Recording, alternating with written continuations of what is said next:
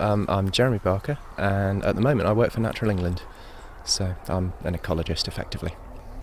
Started out as just a general bird watcher, moved through twitching and all sorts of things like that, and then sort of moved into ringing some 10 years ago or so. I'd like to know a lot more about what happens during migration, where birds go, where the birds that we see in winter are coming from, particularly, especially some of the warblers like blackcaps, and to put a bit back into science as well, from instead of just taking everything. So that covers me.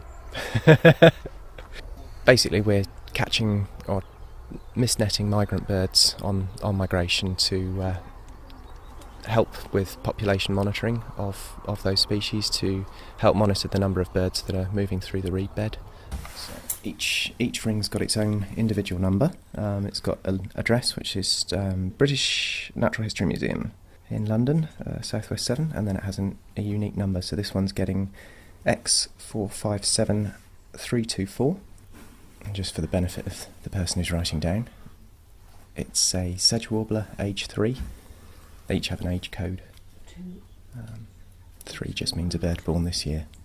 So ring gets put on with special pliers which can't close the ring any tighter than the ring naturally would close. So they've got little holes drilled through the middle to make sure the ring fits on properly. And when the ring's closed, it sits around the bird's leg, but it doesn't rub. It can spin freely. It can move up and down, but it can't get stuck on the foot, and it can't get stuck on the knee joint. So it's as safe as you can make it. Right, we measure the wing length, which on this bird is 64 millimetres.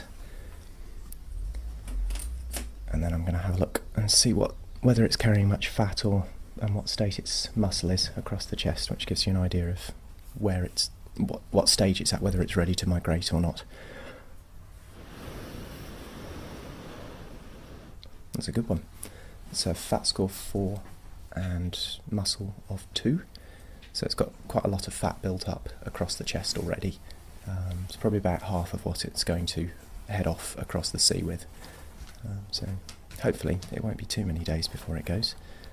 And the muscle builds up as well, partly because that's what powers the wings, but they'll also use the muscle protein as fuel for the flight when they've run through their fat reserves. The molt is O, so it's on old flight feathers and old tail, and then we weigh it. It's 13.4 grams, which is quite a respectable weight for a sedge warbler. Usually when they've got no fat, they'll be around the 10 gram mark.